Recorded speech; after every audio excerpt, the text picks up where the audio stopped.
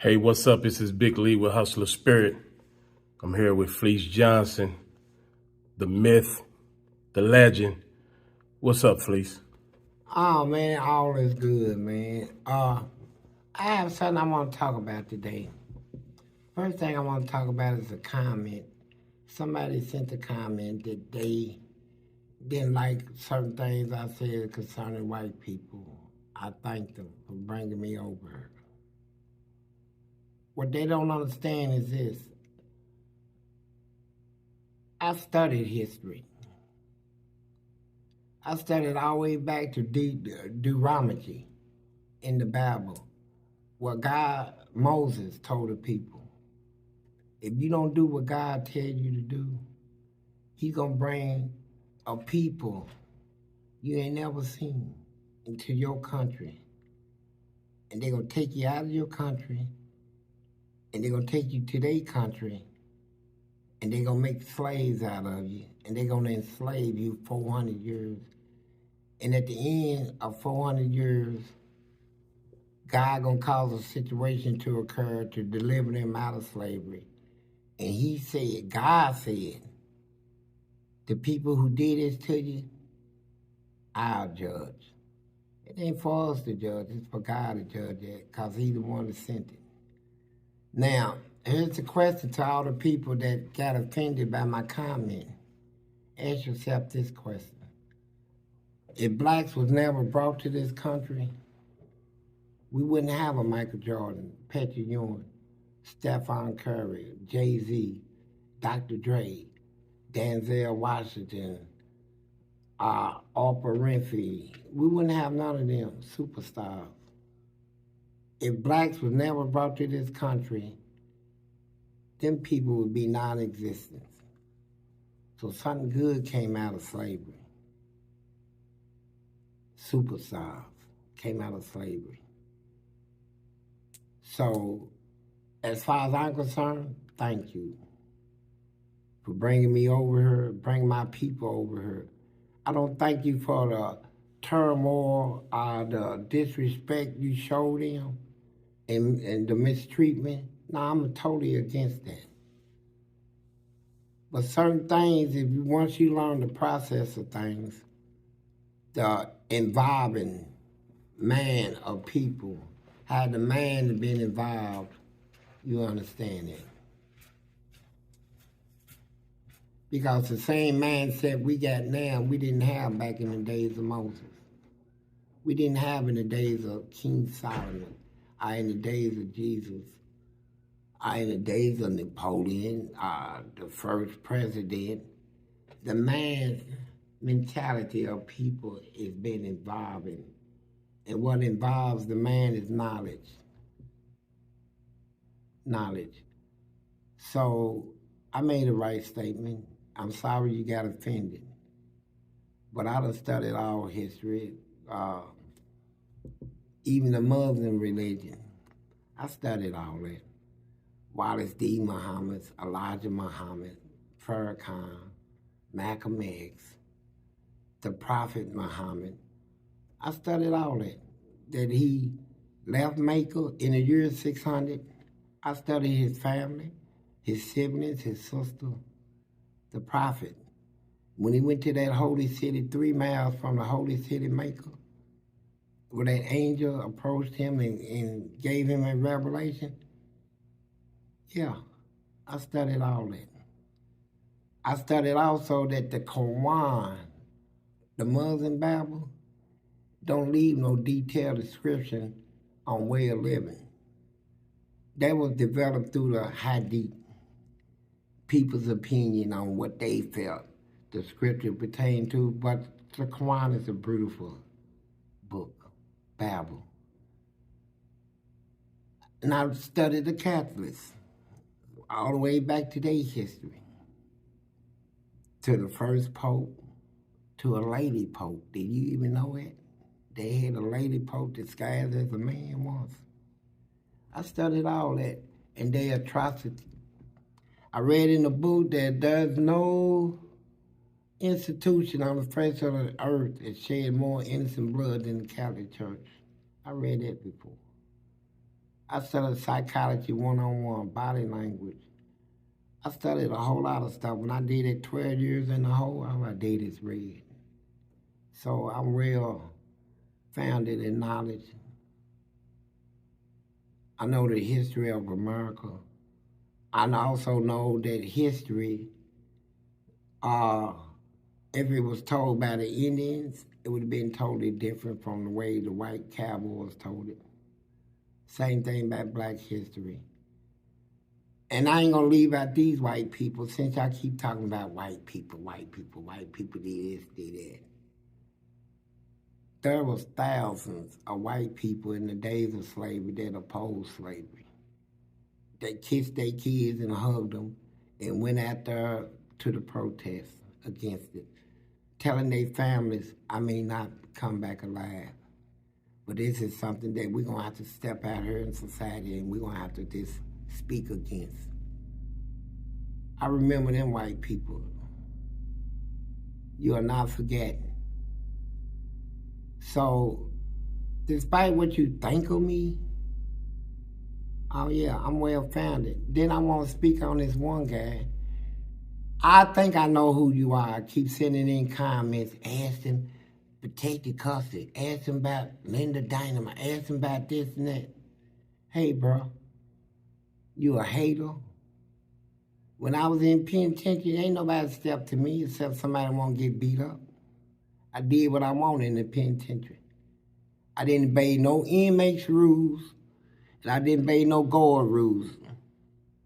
I did what I thought was right and what was wrong. And that's how I did it. That's how I've been all my life. I don't join no clique, no gang, no organization, no groups. I'm single, man.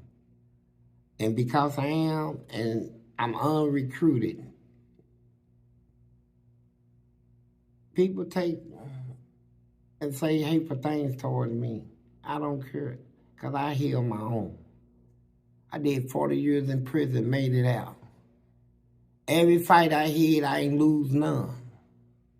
So I must have been doing something right. And let me tell you about this PC protection thing in the prison. Check this out. When I went up there to collect my money, somebody owed me some money and checked in, went to PC. I went right behind him. They didn't want to put me in there. They said, you's too strong for them inmates up there, man. I have a constitutional right. If I request this, y'all got to provide it. And they gave it to me. And I went up and got my money, came back out in the yard, mopped the food. People was running their mouth, told the whole yard, you got a problem with me? Say it now. Don't wait till I go back up there. Let me tell you the end result of it.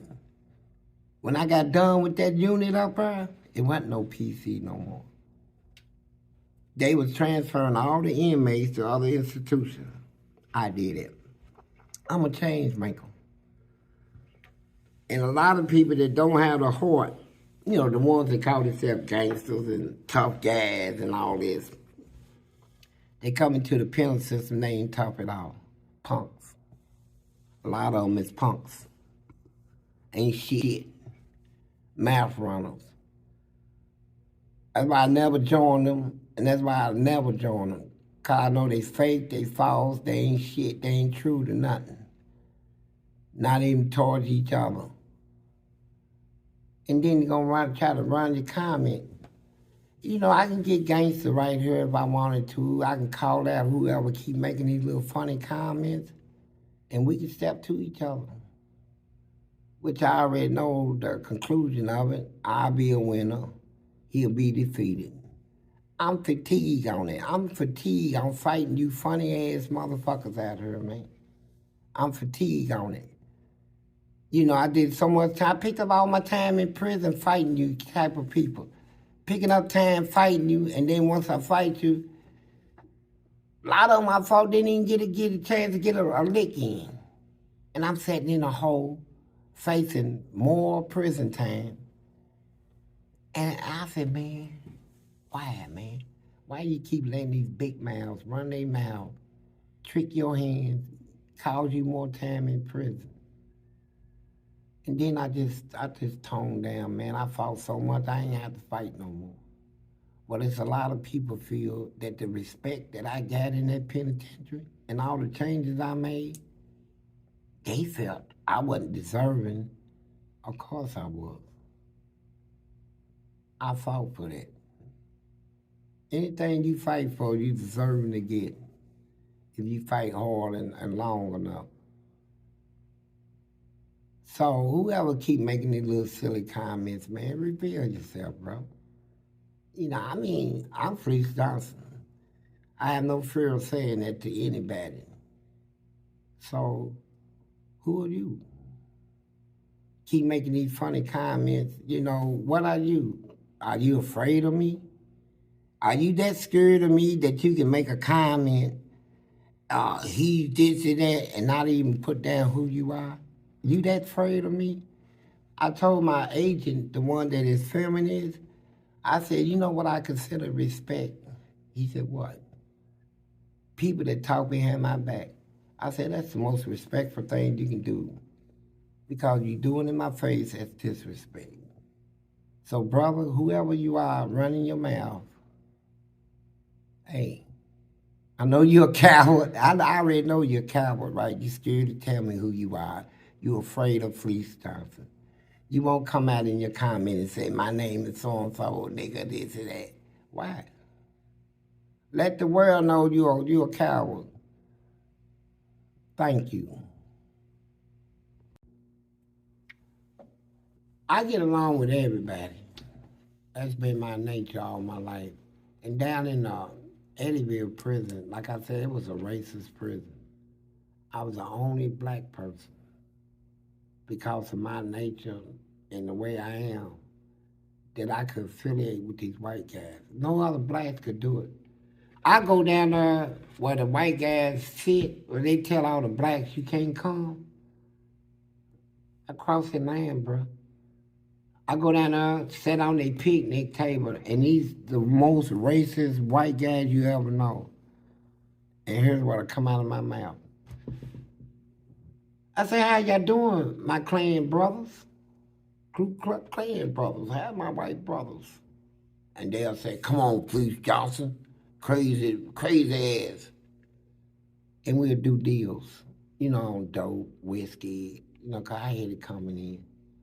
But what I want to talk about is one time I was in a hole. This is one of my fights. And this white dude. We had a bet on a basketball game, Louisville and Kentucky, for a box of cigarettes. At that time, you can smoke in a hole and have cigarettes in the penitentiary. I lost. So I owed him a box of cigarettes. So he came to me, you know, we in the hole. So he came to my cell. He's on the walk. I'm in the cell. So he said, hey, home, instead of giving me a box of cigarettes, how about give me some canteen? So he gave me a list. I said, as long as it come up to the price of the cigarettes, I'll do it. So he came back again. He said, I'm going to change that list. The third time he came to change it, only thing I said was, damn, you don't know what you want, do you? He hollered, I tell you what you can do, nigger. You can take that box of cigarettes, stick it up your ass, and see me in the morning on rack. So I said, hey, look, bro, you don't even got to be about all that, man. He said, well, like I said, nigga. So when he said it twice, I spit. I said, yeah, take it with you, bitch. And so he left. So 2 hours later, he come back. He said, can I talk to you? I said, talk. He said, I apologize for what I said and all that. So when that came out of his mouth, I said, oh, you think I'm stupid. White people like him, they don't apologize to no blacks unless it's a trick involved. He get ready to ride for me. I already knew it. So I played him off to make him think I wasn't here. So about 3 in the morning, I grabbed my toilet, partially, tore it off the floor, smacked it on the floor and broke it. And wrapped that stuff, you know, that stuff is like cast iron. Wrapped it up in a sheet, tied it, made a big old hammer thing. So when the guard come through the next day, he said, "You want out for rack?" "Yeah, I'm coming out." So my door opened, he was squatted down. I didn't know he had two knives that was taped to his hand. And he had his hand down like that. And when I walked up on him, he said, "What's up?" I said, "This is what's up." I took that thing and smacked him in the head, split his head wide open, bro. And I was right. They was going to ride for me. 4 white dudes jumped out. They had pipes, weapons, beds, steel bed legs, swinging them. And when I hit him, all the stuff in the rig bust out of the rig. But see, they didn't know it. So I'm standing there with a rig fighting 4 people. When they try to rush me, I smack that rig. They thought it was something still in it. They'd back up. I said, "Oh, yeah, I'm going to get one of y'all. How about you?" And I rush them. It went on for a while until one of them caught up to it. He said, "Man, he ain't got nothing but a rig. Man, ain't nothing in it." I said, "Oh, shit." But this black dude out of Lexington, I'm going to tell his name. Because he's dead now, but his name was Larry Green. They call him Lil Money out of Lexington. Lil Money hit one of them white dudes, pow, slid him all the way across the hall. Then another dude out of Lexington hit one, then Lexington. Hey, let me tell you something about Lexington. Man, I love y'all. I'm from Louisville. Louisville and Lexington ain't supposed to never get along and all that old stuff, you know, because our basketball teams and stuff, football teams. These guys out of Lexington, now I had Louisville guys on that walk when I'm fighting these 4 white dudes. I already took one out. Now they trying to game me, they got weapons. All them Louisville dudes, they ain't do shit. Them dudes out of Lexington put in work, bro, and they stopped the fight and told everybody, let them 2 fight, just me and the dude with the knives. I went on and knocked him out. But here's the point. Lexington, you get a thumbs up from me, brother. And I want to talk about something else. You know, people talk about me, say I know too much. A lot of times you hear people getting talked about, it makes you wonder why people talking about him. They're trying to shut him down so he won't run his mouth. I'm going to run my mouth. Let me tell you some more about Louisville.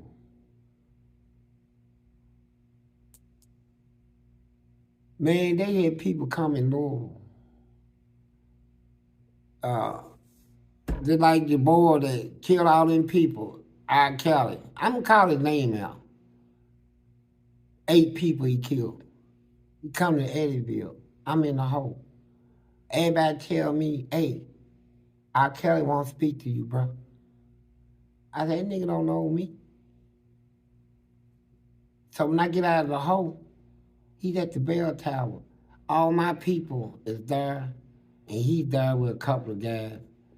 He said, "You, FLEECE?" I said, "Yeah." He said, "I'm RKELLY." I said, "And?" He said, "Man, I know, can I talk to you over here?" I said, "No, you can talk to me right here. A nigga's a killer, you can't take me nowhere to talk. You're going to talk right there on the spot." So he said, "I know you think that I killed your cousin, John Sanders." He said, "Man," I said, "Hold up, bro. Before you even go there, he's not my cousin, first of all. It's somebody we called cousin as we was growing up, nowhere related to me. He snitched on me and got me in penitentiary. So whoever killed him, I don't give a fuck. That's on y'all. Anything else?" He said, "No." And that same day, a helicopter come and took him out of Eddyville. They said in the Courier Journal that he's a rat. I had to deal with a whole lot of stuff in there. My name is good in the penitentiary and on these streets, bro. It ain't nothing you can say about me, nobody. So all you little suckers trying to throw comments, hey, I'm Fleece Johnson. My name, what's yours?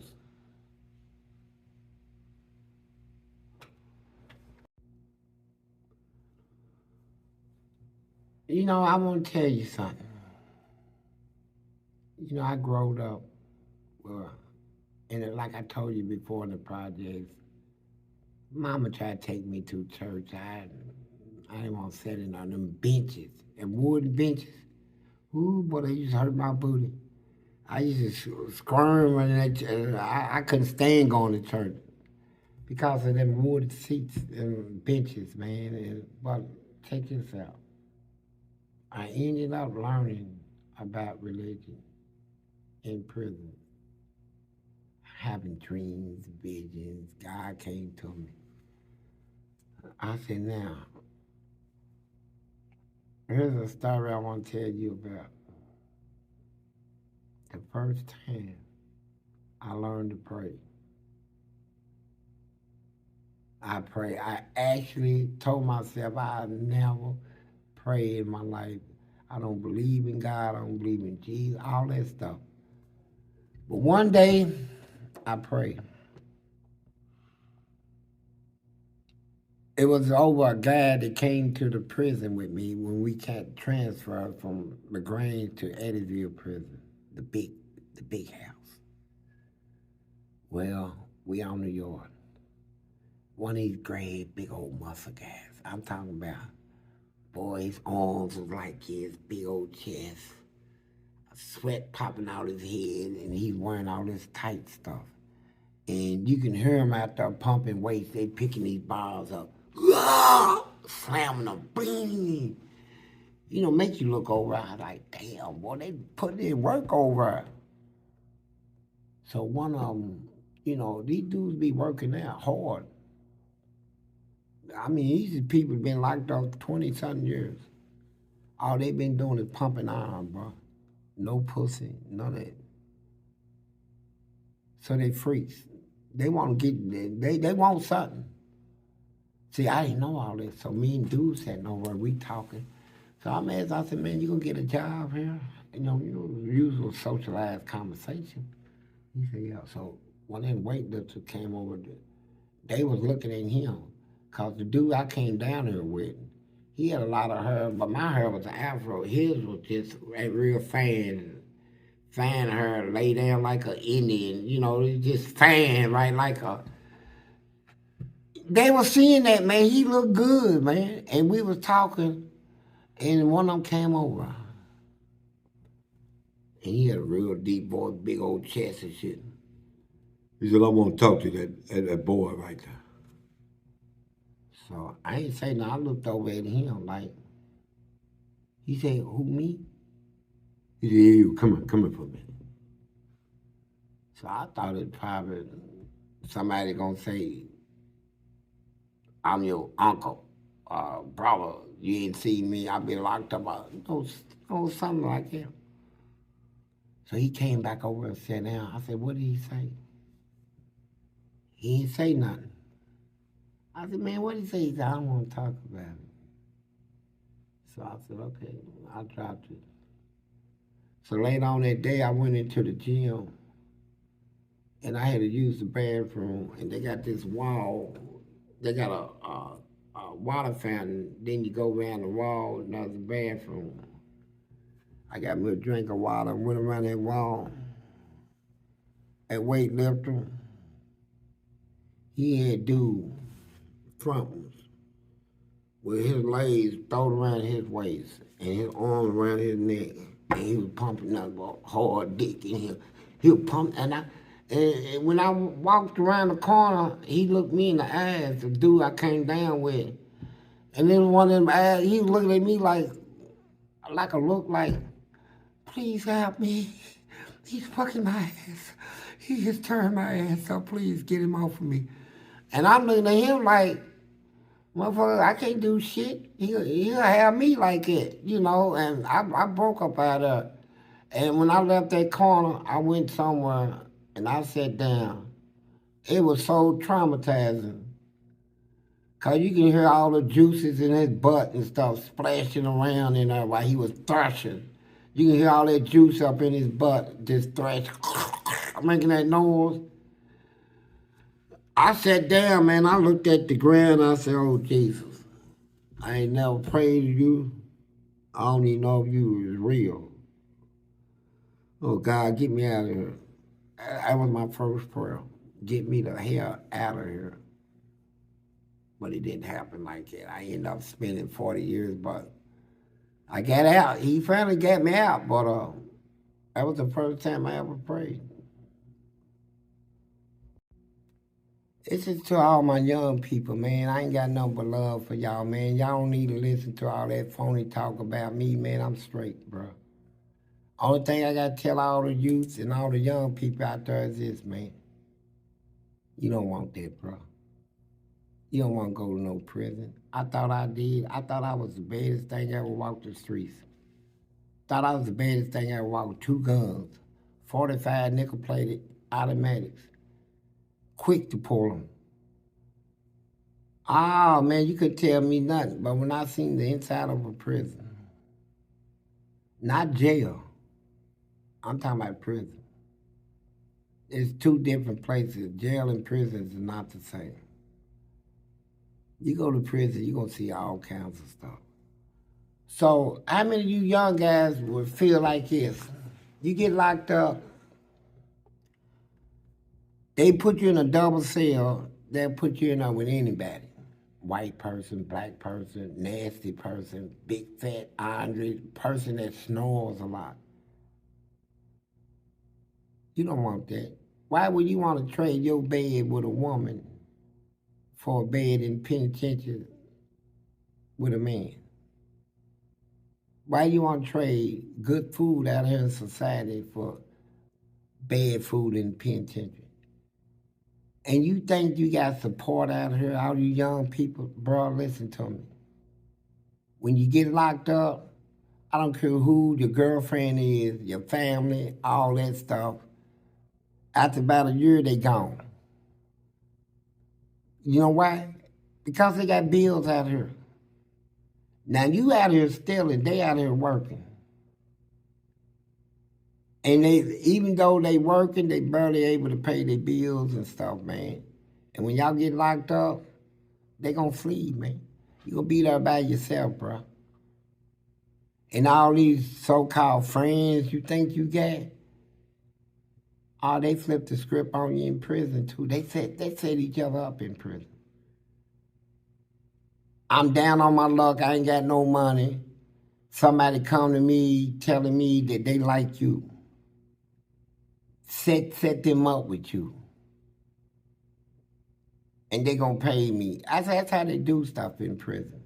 So you young guys go in prison, you might go into prison, you think it's over when the judge sentences you.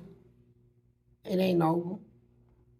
Cause you going for murder or shooting somebody, 9 out of 10, they got family members in there be waiting on you. So you gonna have to fight the whole time you in there. It's crazy. You ain't gonna have no help, you ain't gonna have no gun. You gonna have to use these knuckles, and I'm telling you, you overmatched. Cause them guys in there, they been boxing, working out, lifting weights 10, 15, 20 years before you even get there, bro. They already swole, pumped up, got strength. You come off the street after smoking dope, cigarettes, eating pussy, getting your dick sucked, whatever you do. You ain't got it, bro. You know, you can try that old psychological stuff, going on running your mouth, man. You ask somebody about it, there ain't nobody gonna ask nobody about you. They're gonna try you. Try you. And here's one thing you always remember when you get around your little cliques and your little gang members and your little group, are your brothers, the one you call family. When they come up with something, they'll tell you, hey, bro, I got a plan. Guess what? Everybody in prison had a plan. You got 1 million people in the prison system in America. Every one of them had a plan, and going to prison wasn't part of the plan, but that's where they at. That's where you're going to wind up. And here's the most disturbing thing about it.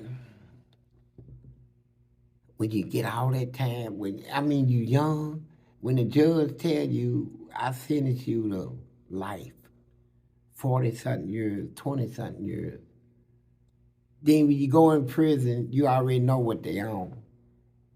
All this booty stuff, suck they dick, give them some ass, you ain't gonna do it, so you got to fight. But guess what?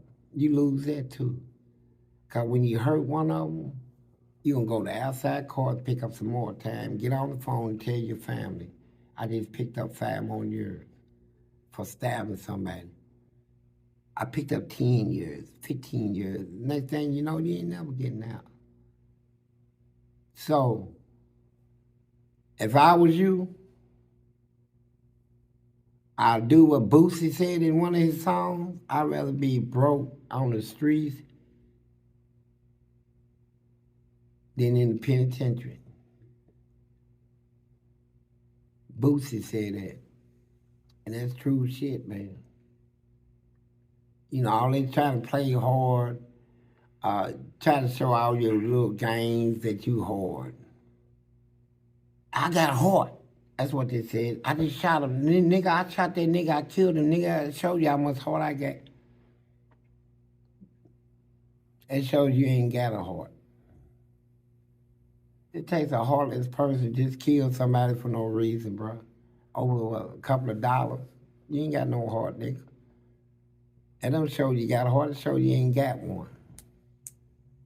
When you got a heart, man, it means you gonna be a man, bro. I mean, you going out there to work, do your stuff honest, make a living. A lot of black men is doing that, millions of them. What you gonna be, an excuse? They wouldn't give me a job. You can get a job. As young as y'all are out there, y'all can go back to school, bro. Y'all got it twisted, man. All the people that y'all admire, LeBron James, Stephen Curry, Jay-Z, and Dr. Dre, Eminem, ask them what type of education they got. All of them got degrees. Schooling, academic schooling, and degrees. So, I'm not going to tell you what your mama told you. You keep getting in trouble, you're going to go to prison on what your daddy told you. You need to stay out of trouble, son. The people going to put you in the penitentiary. And you running around talking about, I don't care about no penitentiary. You will. When you get in there, I'll tell you what to do. Go in the bathroom, pull your pants down, look at your own ass in the mirror. Now, I'm going to tell him that. I know what I'm talking about. I'm not going to be weak with these young people out here, man. Go in there and look at yourself. I'm not being disrespectful, bro. I'm saying if you know you got a nice butt, you want to put yourself in prison? Around me, they're going to come for that, fight for you, fight over it. They're going to fight over it. You know, you got a nice girl, probably got a couple of girls. Tone down, bro. Don't be a sucker out here in the streets, man. Letting these people talk you into running off in the store, busting out. Man, come on, man. You're going to get caught sooner or later. Because ain't none of y'all got to go. You know, y'all steal just to steal. Y'all don't steal like, I need a certain amount of money to get a car. I need a certain amount of money to get a house, and I'm done. Y'all don't do that. Y'all just steal and keep stealing until you get caught. You don't stop until you get caught. Bruh, I went in there at 15, did all 40 years. By the grace of God, I made it out. It didn't have nothing to do with my intelligence. I wasn't intelligent. I was dumb as hell. Dumb as our shit. I was. There's nothing to brag about doing 40 years in prison. That's a shameful thing to even speak out of your mouth. But I'm speaking it out of respect for y'all, man, to let y'all know, man, that I'm not glorifying this. I don't feel good about it. In 40 years, man, I could have retired from 2 jobs. Now I'm out here scuffling, trying to make ends meet because I took my life and wasted it. You know, now I expect everybody. Ain't nobody gonna feel sorry for me. Ain't nobody on that feel sorry for me shit. You know, but I love y'all, man. And, you know, I ain't got nothing but love for y'all, bro. You know, I'm gonna see y'all do good, man. Grow up to be good men, good daddies, good husbands. You know, not a bad name in society, man. You know, all the stuff people, y'all talk about white people, this and that. You know, let me tell you some more about my history. This, for all the people out there who question me, oh, you don't know nothing about history. Yeah, I know history. I know who I am. Do you? You know, what are you? I asked a black person, he said, I'm a black man. I said, that's a color. I'm Afro-American. I said, that's the nationality. He said, I'm a thug. I said, that's a label. He said, I don't know. He spoke true because he didn't. But I do. I'm a Hebrew. I'm not a nigger, black man, black African-American, a Muslim light, Israelite. I'm a Hebrew. And I'm a descendant from the land. I'm a descendant from Moses, from the bloodline of Moses. I know that for a fact. So, I know my history. I know how black people ended up in this country. I know how blacks sold blacks into slavery. I know all that stuff, man. I know the livelihood, how blacks were living in Africa. Do y'all want to go back? All you people that talk about white people, would you like to go over now? Africa and Leo? Would you like to give up all your uh, status over here in America to go over and live? Yeah, no, I don't think so. So whoever brought us over here, thank you. Because, boy, we thriving over here. We thriving. You know, we get a few little protest things, you know, police brutality, that's on jealousy stuff. They did that when the children of God entered Egypt. Back in the days of Moses, the same thing happened. You know, they entered Egypt and multiplied and all that. I understand all. I understand knowledge on, same knowledge I understand on the aging. Yeah, when they was getting jumped on here a while back in different states, they were jumping on the agents, and yeah, because I'm well founded in history, I know why. Same reason the Germans jumped on the Jews. They went over to Germany and brought up all that land. They was owning stuff in Germany, banks and corporations and all the jobs, and they weren't giving the jobs to nobody but the Jews. And they was controlling Germany, and Germany got scared, and they attacked them, wiped them out, you know, to get what they call get the country back. And over here in America, the same thing happening. The Asians come over here, and I Googled it. The race over here in America per income per household, the wealth is Asians, then the Indians, then white people, then black people. Put it on Google. See, I taught you something. So I'm well founded in knowledge and stuff, right? So I know what's going on in the streets, in the world. I know what's going on with Jesus coming back. I know what's going on with the rapture and everything dealing with the spirituality of it all. So don't come in with me with all that old fake talk. I ain't with it. I know more than you think I know.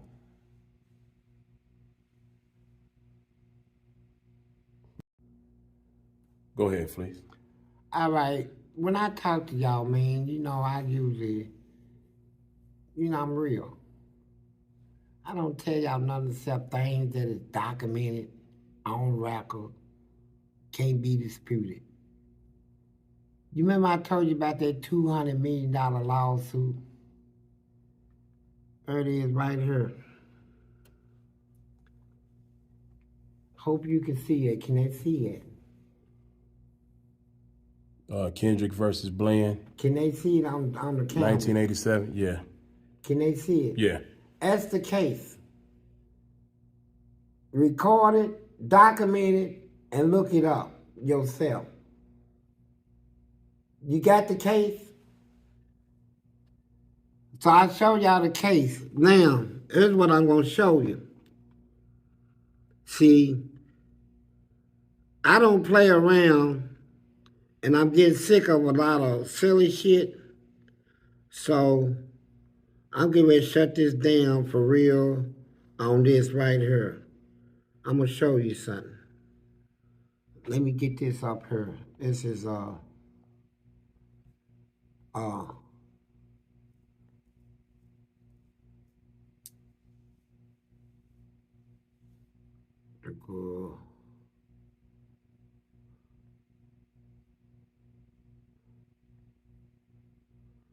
going to show you, I want to reach out to somebody. Y'all have patience with me. Because this stuff is getting ready to go to the wall. Due process. Let me see. Fighter, Shepherd, AC, and book. Okay. I'm almost at it. Y'all just hold patience with me just a little bit. I'm going to show you something. I think I can do it right here while I'm looking. I'm reaching out. I'm reaching out to Martha A. Fleetwood out of District of Columbia.